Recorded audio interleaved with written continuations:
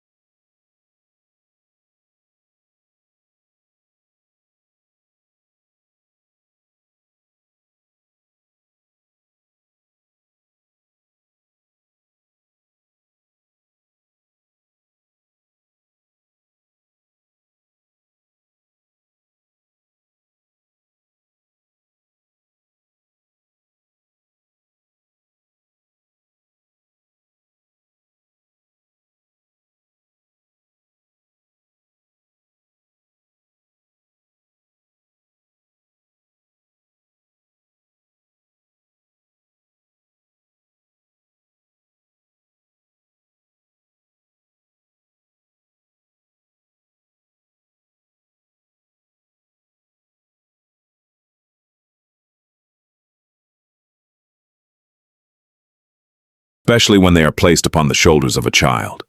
I quickly learned that people often admire who they hope you will become, long before they know who you truly are.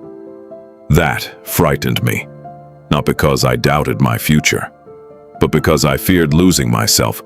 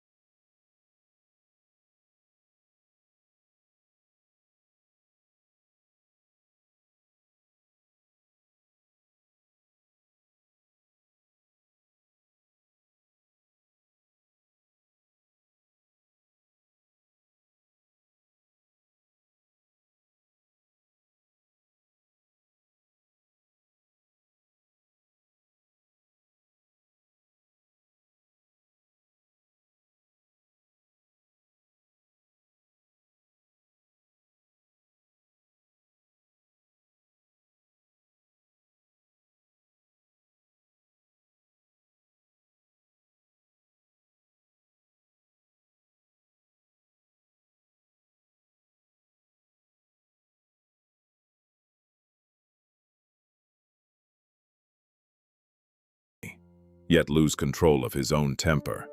Another could possess unimaginable wealth, yet spend every night terrified of losing it. I began to understand that fear wears many disguises.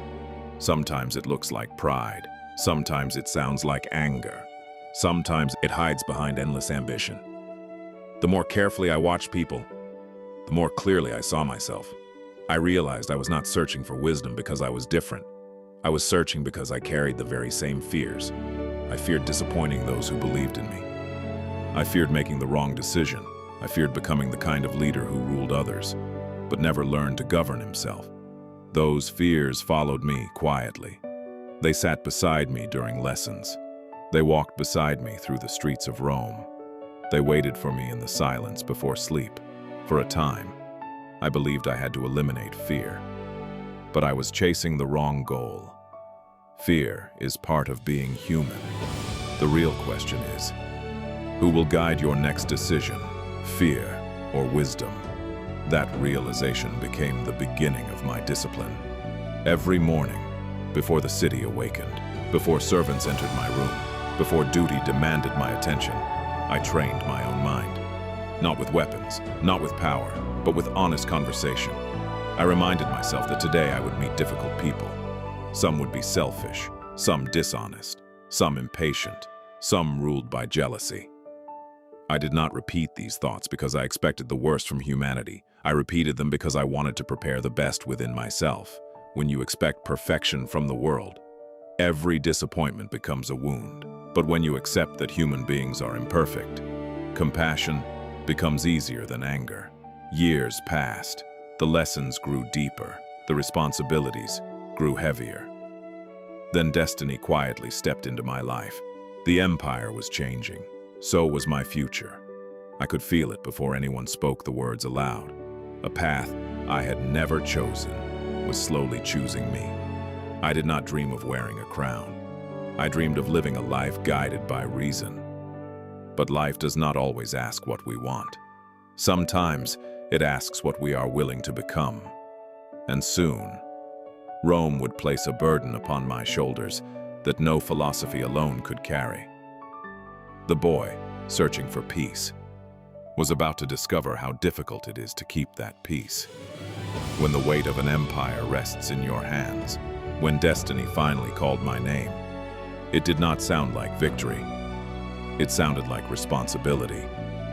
Rome did not need another man who loved power. It needed a man who could carry its weight without becoming consumed by it. As the years passed, the path before me became clearer. The lessons of philosophy were no longer ideas I admired. They became the tools I depended on, because life had stopped asking gentle questions. Now it demanded difficult answers.